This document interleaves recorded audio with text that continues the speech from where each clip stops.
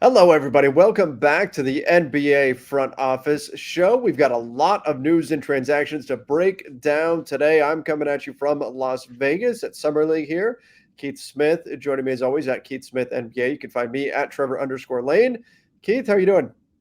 I thought when you were going to say Keith Smith joining me I thought you were going to say his home office. And I was At like, home. man, rub a little bit, why don't you? But yeah, no, this is fun, man. We got summer league going. Chet Holmgren, put him Oh in the my. Hall of Fame already. Well, what a debut for him. He played great. Keegan Murray's looked pretty good in a couple Yeah, games. I yes. know you're flying high with your Lakers summer Lakers, I should say, looking Summer pretty Lakers, good. yep. But we'll break down summer league later. We've got more than enough time. We got a million news stories and tidbits to get to. Free agent signings have picked back up, and part of that might be because everybody's basically saying, "Yeah, forget this Kevin Durant trade. I gotta take care of me now." Right. Yep. And we've hit that point. We said that point would eventually come. We didn't know how long it would take, but here we are. Teams finally said, okay, we can't sit around and wait and see what the Nets are going to do on Katie. And again, we talked about this last show. Can't fault the Nets. This is a major, major decision for them, what they do here. So I don't blame them for taking their time. It's a long process. There's a lot to get into, but the rest of the league kind of has to move on. But the Nets also kind of moved on as well because they took care of some business. The Nets pick up first and foremost TJ Warren. There was a period of like 36 hours there where people were wondering what is going on with TJ Warren. Did something pop up on his medicals? Where is this guy? Like he's a wing and everybody's dying for wings. They need this kind of player. So why has he not been signed? And then lo and behold, we get the news. I believe it was yesterday morning. It's all a blur to me at this Yeah, I point. We're think it was traveling, yesterday morning. but Yeah. the TJ Warren does wind up with the Nets. What do you think about that? Does that signal anything to you as far as what the Nets' plan is here moving forward? It doesn't. If let's say they were to keep Kevin Durant into the season and maybe keep Kyrie Irving, I don't know. There is a thought that that's just a good depth addition, right, for a Yeah. team that is a would-be title contender. If they are to move on from those guys, then I think this is Sean Marks restarting the diamond mining process, right? That's what I call it when he unearthed Joe Harris, Spencer Dinwiddie, had a couple other finds through that process. I think that's where we could be headed with this. Same with the Edmund Sumner signing, the other one they have. Dogs chiming in here. That's Carly hanging out. The Edmund Sumner, in there. Yeah, he's been out for a little while. He had a injury, then tore his Achilles early last year, and he rehabbed all last year and has worked his way back, and now he's back in the league. So now we're seeing the Nets kind of move on building up depth, but guys that kind of fit either way, right? Like if you Mm-hmm. keep KD and Kyrie, you're good. Otherwise, you're moving on and kind of see what playing time pops and materializes for those guys. So I think we're gonna the dog really wants attention. We're gonna see where this one pops and comes to. So I kind of like both signings. And apologies if Keith's Wi-Fi looks a little bit spotty. Could very well be on my end because I'm running off of hotel Wi-Fi. So hopefully the recording looks fine. But everybody watching, if you are noticing any kind of spottiness, again, apologies. It's just kind of one of the things that happens when you're out there traveling and all of that. But yeah, I think that these are good signings for the Nets, and I think you can really, I mean, let's get into it as far as Kevin Durant and Kyrie Irving goes. If the Nets want, I would assume, more than what the Rudy Gobert trade yielded, which I think that really changed the market, I think, for Kevin Durant. If they rightly want more than that yielded, I don't know if there's a deal out there. So can you perhaps sell Kevin Durant like, hey, look, we just got this guy. We got TJ Warren for you. We brought back Patty Mills. We're bringing in these guys. Why don't you just stay? Right? We got Royce O'Neal. We can contend for a championship. And that might mean still trading Kyrie. It might not. If Kyrie still wants out, maybe then you look to flip him, not necessarily for picks, but to try to find players. And you can tell KD, look, you've got 4 years under contract. We have a team that's ready to win a championship now. So we're going to hold you to it. That could be the way that we head into this NBA season, despite all the rumors that are flying. Yeah, I completely agree. And there's some reporting from Woj today that there's maybe going to be a face-to-face meeting between Sean Marks and Kevin Durant where they actually Mm-hmm. maybe try to talk things out and work stuff out for him to come back. So we'll see.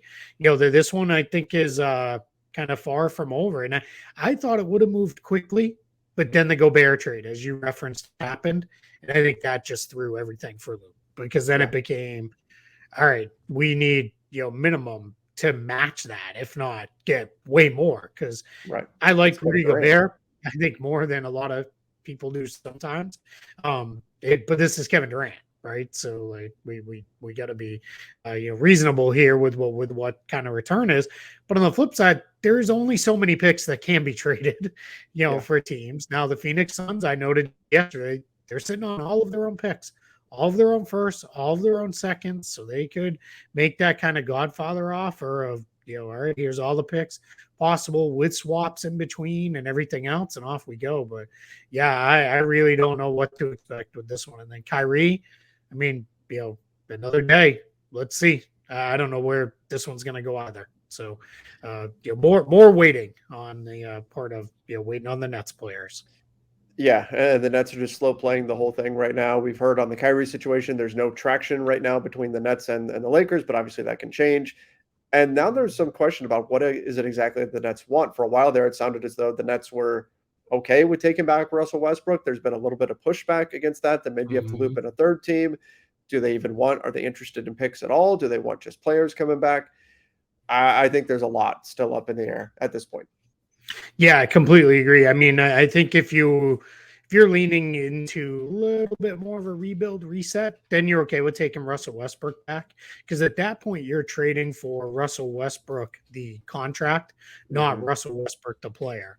If you're, let's say, keeping Kevin Durant, well, then you're going to try to contend and really move things in a different direction. And at that point, Westbrook and Simmons together doesn't work. That becomes way too messy to make work. So, I think a lot of it has to be decided what's going to happen with KD. Then they can really figure out a trade package for Kyrie. You could go the other way with it and just say, hey, we're doing it independent and going to move on. But who knows at this point? I mean, it seems very, very up in the air and messy.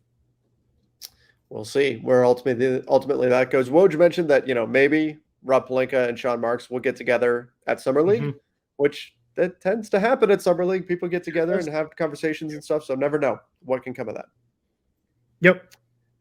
All right, let's move on to the Spurs. Gorgui Dieng to the Spurs, and they also claim Isaiah Roby. What are your thoughts on, Dieng, veteran, floor spacing big, can give you some things there, but I particularly like for a young Spurs team that's looking to rebuild, claiming Isaiah Roby. I'm actually a little bit surprised that he fell that far in the waiver process to get to the Spurs, because that's, I think, a nice addition for them. Yeah, I think a little bit of the challenge with Isaiah Roby was teams had to have cap space or a trade exception big enough to claim him, because those are the only ways you can claim a player, and very few teams had that. I was told there were a handful of other teams that put in claims, but were beaten to Roby by the Spurs, because the Spurs it goes in verse order of last year's standings. So the Spurs were just a little bit higher than a couple other teams. But yeah, I think that's a great addition for this Spurs team. Obviously, they're going in a different direction after the DeJounte Murray trade, after letting Lonnie Walker go.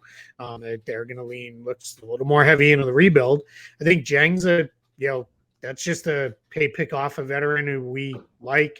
We have some experience with what we're going to bring in here, and have with us and feel pretty good about that. So I think all around, these are two. I like the Roby move quite a bit. The Dieng one, it's fine, especially if you were to trade Jakob Poeltl or anything like that. You're a little bit more covered with another big. But yeah, Spurs, as it stands right now, too, with the Lakers kind of early on in the process, actually officially signing Lonnie Walker. And now, as all these deals are going official, the Spurs are the first team to actually have cap space. Pistons still operating over the cap very temporarily. Same with the New York Knicks, very temporarily. And same with the Indiana Pacers for the time being. Those things will all change and adjust as moves are made. But for now, the Spurs are sitting on cap space. Interesting to see if they do something with that. I saw them get brought up today as a potential third team in a Lakers-Nets trade in order to absorb some salary. Of course, they'd get paid for doing that. So we'll see how they use that cap space moving forward. All right, moving on. Let's talk about the Milwaukee Bucks bringing back Serge Ibaka. This is a team that uses a floor spacing five in order to open up more space in the paint for Giannis Antetokounmpo. We think about Bobby Portis, who also came back on a new deal, Brooke Lopez, and now Serge Ibaka back to the Bucks. And just fine, I think, in terms of just being a depth piece. Yeah, absolutely. We don't know yet. Is this going to be a minimum deal, or are they going to use his bird rights to give him a little bit more? I Mm-hmm. would, if they feel confident that they could dump that contract later on this season, to avoid, or I guess not avoid, but lower their tax bill, then what I would do is I would, sorry, I'm messing with the volume on my mic. They would, I would have signed him to a little bit more than a minimum Mm-hmm. deal. Then that way he becomes a nice trade piece for them if they want to move him later. So we'll see, what that looks like. Not entirely clear where that goes from here anyway. But yeah, good depth piece up front. Bobby Portis Yep. back, Brooke Lopez back healthy as he showed in the playoffs. Now you get Ibaka, you're pretty well covered. And my guess is Lopez probably, ample rest days throughout the course of the season. Those are the nights when Ibaka will play.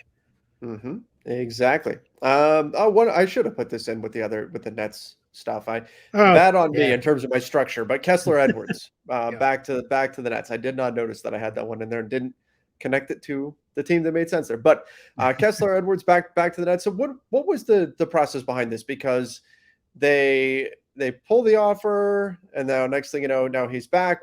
How did this all come about? You're not entirely sure what went on with the qualifying offer. I'm hoping one of the Nets reporters will dig that out for us reporting wise. It unfortunately may get swallowed up in a far bigger story here, Correct. hopefully soon. But we'll see. But yeah, it might have been one of those where, hey, I think I might have something, but the team doesn't want to talk because I'm restricted. And it might have been the Nets saying, all right, hey, you know what our standing offer is. Go out Mm-hmm. there, see what else is out there. Yeah, we'll make you unrestricted and then go. And he might have come back to them and said, yeah, there wasn't really anything else out there. And off we go. And now he's returning back to the Nets. Somewhat similar-ish to what happened with Sam Hauser and the Celtics, minus the Mm-hmm. Celtics didn't rescind his qualifying offer, but they're going to re-sign him to a now they're giving him a 3-year minimum deal. My guess is there'll be a team option on the end. Just to everybody now is going to be very conscious of avoiding the Jalen Brunson situation, where if you Correct. can make the guy restricted and after coming off his third season, you'll do that and look to re-sign the player. But we'll see where all that comes together. All right. The once and future Laker, Thomas Bryant, Yeah. back now to the Lakers, a guy the Lakers waived a few seasons ago in order to keep Ivica Zubac, who then turned around a few months later and traded for Mike Muscala.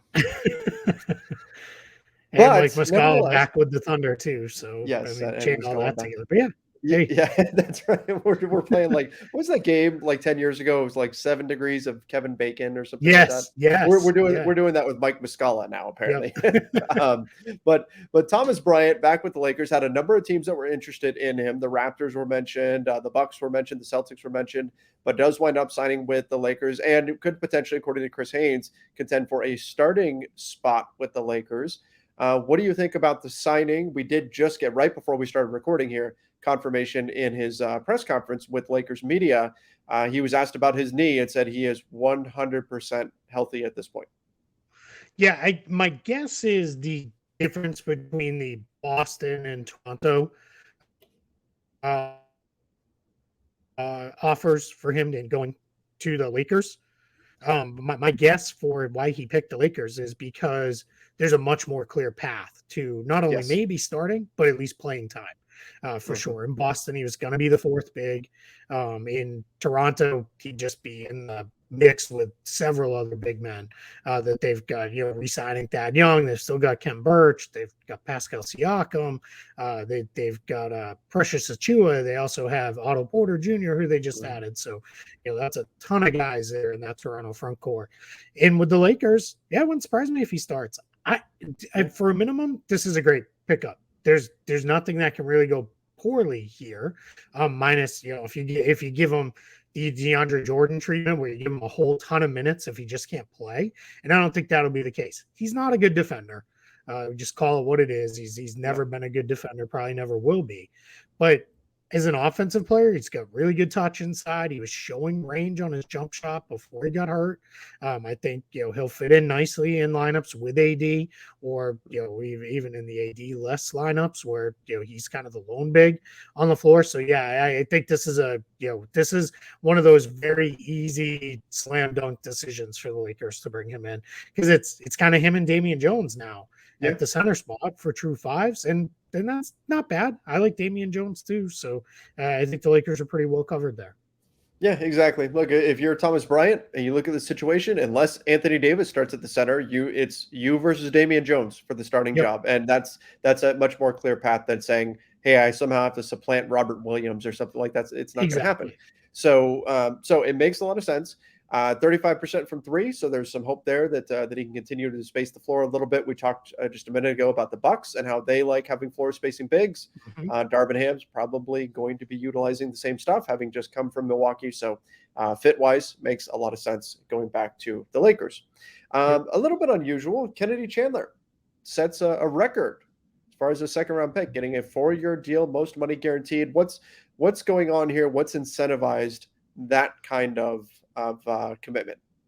Yeah, we're gonna see what the actual fully guaranteed numbers are in this, because he got 7.1 million. We'll see what that looks like, but that is a lot of money in a 4-year deal. My guess is, again, fourth year will be a team option, so that the Grizzlies are protected on this. And then in exchange for that, they probably gave him a bump on the early years, so probably won't be a straight minimum in years 1 and 2. Probably going to be, if I had to guess, this will be fully guaranteed years 1 and 2, a little bit above the minimum, and then probably just partial guarantee on year 3 on there. But they're bringing him in behind Tyus Jones, behind John Morant. John Morant officially inked his extension today.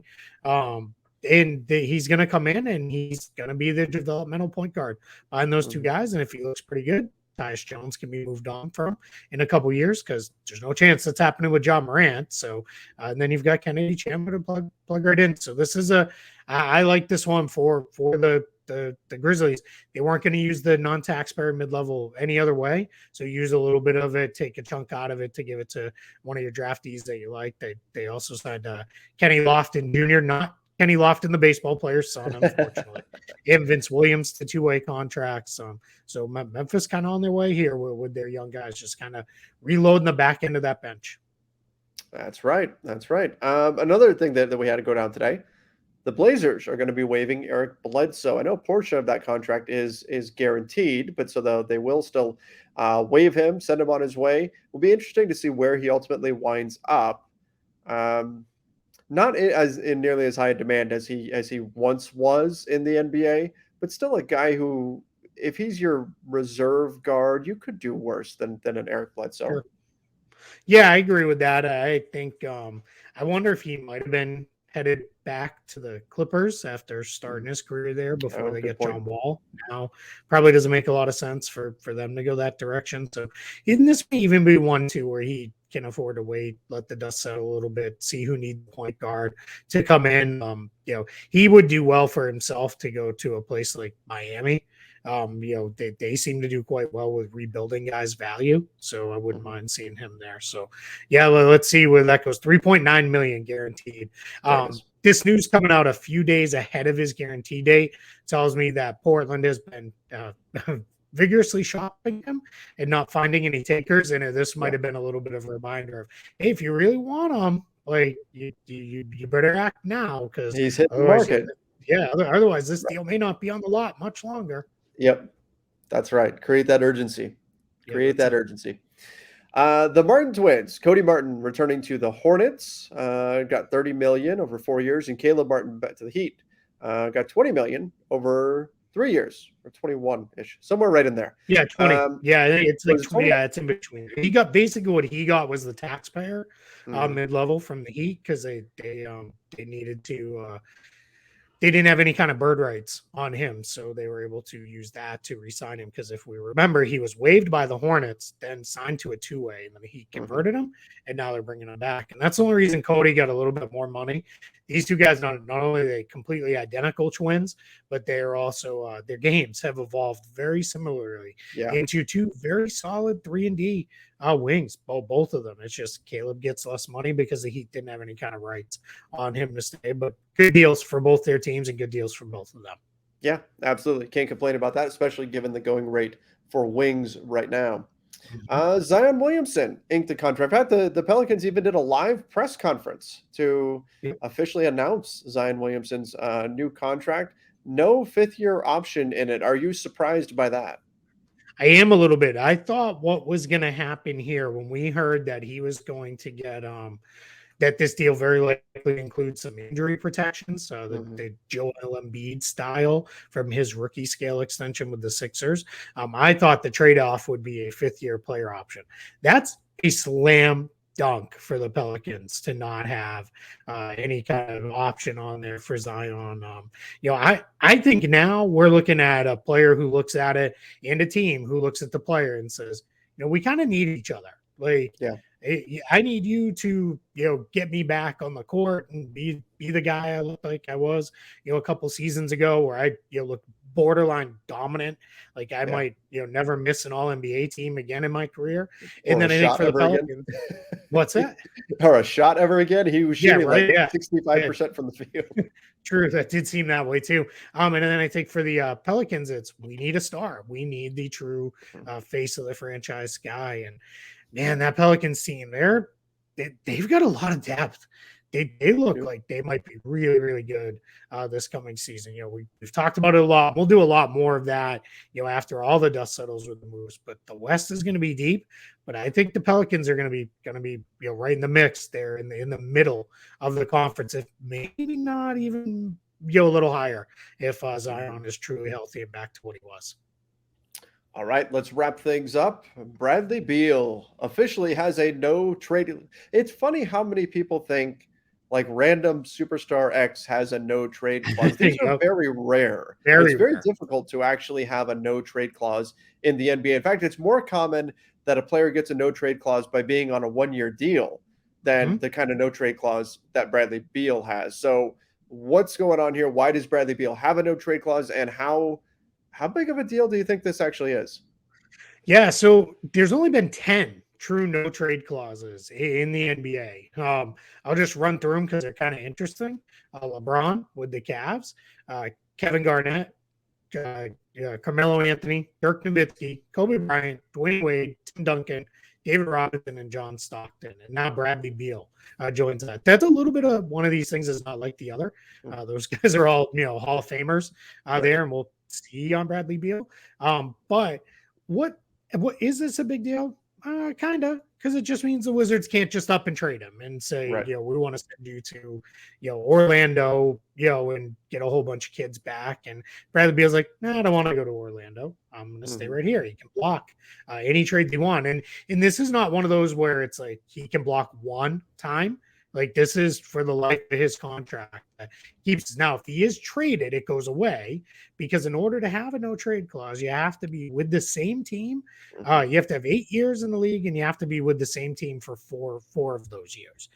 So it's a little uncommon to even get there with guys with no trade clauses. So he's finally, he's there and he's earned it. So I mean, they gave it to him. They also gave him, if he does accept the trade somewhere, 15% trade bonus. So all this does is this is just another way for a star in this league to basically say, all right, I want traded. Here's my list. Like right now, Kevin Durant's given the Nets a list, and the Nets are like, okay, cool, maybe if if the Suns or the Heat make the best offer, sure. If they don't, we'll send you to Sacramento. We don't care if they make the best offer. That's what's best for us. In this case with Bradley Beal, it is all right, no, I don't want to go there. And he can officially say, no, I'm not going to go there. And that's a little bit different from where most other guys are. Yeah, that gives him a lot of control in the situation. And this is a guy who's been in trade rumors for 5 years now, more, right? Like he's been in trade rumors feels like forever. So this gives him that certainty of hey, I'm not going to be put in a situation where I have to go anywhere where I don't want to go. Absolutely. Yeah. I don't think we need the breaking news drop, but the Jock Landale from the Atlanta Hawks trade to the Phoenix Suns is now complete. So we were waiting on that. I know that was the one you've been waiting on. And now you can go enjoy Summer League in Las Vegas and peace. That's right. So we're waiting on that one. But yeah. Yep.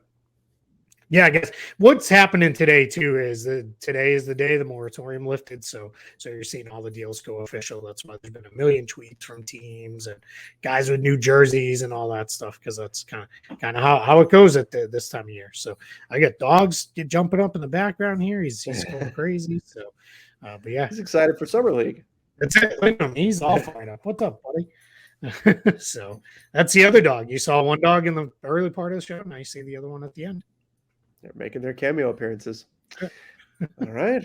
Well, I think we got through all of our main news topics for the day. Tomorrow, of course, we'll be back. We'll have more stuff going on around the NBA. Of course, there's always something happening. So make sure you do subscribe to the NBA Front Office YouTube channel. Don't forget, over on Apple Podcasts, give us that 5-star rating and review. Till next time, everybody. See ya and stay safe.